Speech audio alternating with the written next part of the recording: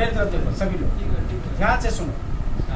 ये जो प्रश्न है तो ये प्रश्न का मतलब है जैसे ये क्वेश्चन आए 3 ठो भुजा है तो पिथागोरस प्रमेय को ध्यान में रखना। पिथागोरस प्रमेय को ध्यान में रखना। तो पिथागोरस प्रमेय को ध्यान में रखोगे तो इसका मतलब यहाँ एक भुजा है, एक भुजा ये है, एक भुजा ये है, एक भुजा ये है। कोण का मतलब है कोण पूछ रहा है तो डेफिनेटली 90 डिग्री कोण होगा, 90 डिग्री इसका कोण होगा। 90 डिग्री में पिथागोरस। तो पिथागोरस का मतलब ये है कि तुम यहाँ पर एक त्रिभुज बनाओगे, थोड़ा ध्यान से देखो तो ये कोण पूछ रहे हैं तो यहाँ पर ये डाल दो, ये 90 डिग्री होगा। कैसे होगा? दिखा देने से ये प्रूफ हो जाएगा। तो ए यहाँ पर बी दो, यहाँ पर सी दो, यहाँ पर बी तो यहाँ पर सी, उससे कोई बात नहीं है। ये यहाँ पर अपनी जगह पर है।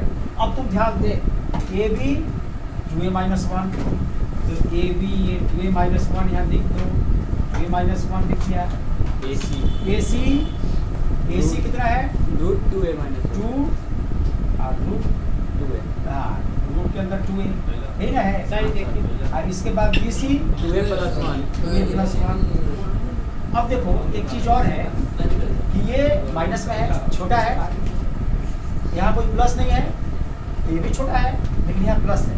इसका मतलब ये सबसे बड़ी भुजा ये है तो बीसी सबसे बड़ी भुजा होगी, बीसी सबसे बड़ी भुजा होगी। अब देखो अब यहाँ पर पिथागोरस थ्योरम से हम क्या करेंगे? सीधे लिखो h² = p² + b² होगा ना। अब यहाँ देखो h का मतलब 2a+1 का होल स्क्वायर, b का मतलब 2a का होल स्क्वायर, b का मतलब 2a-1 का होल स्क्वायर। Yes sir. इसका मतलब है h² का जो वर्ग है वो लंब के स्क्वायर और परपेंडिकुलर के स्क्वायर और प्लस b² बेस के स्क्वायर के योगफल के बराबर होगा। तो इसका होल स्क्वायर b² + b² ये दोनों के होल स्क्वायर के बराबर होने का मतलब है कि ये 90 डिग्री है। पिथागोरस थ्योरम को प्रूव करता है। तो थोड़ा ध्यान से देखो यहाँ 2a का होल स्क्वायर क्या होगा बोलो? 4a स्क्वायर, फिर 2 × 2a × 1 4a, फिर 1 का होल स्क्वायर 1, ये 1 है। आगे देखो 2 का होल स्क्वायर 4, ध्यान से सुनो 2 का होल स्क्वायर 4 और 2a का होल स्क्वायर 2a तो ये 8a हो जाएगा, 8a हो गया। यहाँ 2a-1 का होल स्क्वायर 2a का whole square 4a square, minus है तो -2 2a × 2 × 2a × 1 4a यहाँ पर 1। अब ये देखो 4a स्क्वायर से 4a स्क्वायर कट जाएगा, हाँ या ना? +1 से +1 कट जाएगा।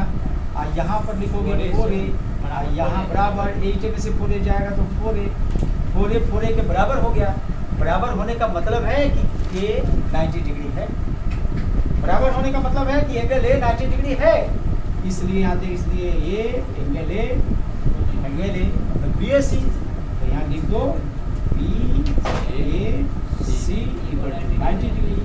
यही पूछ रहा था सर इतना बना लेता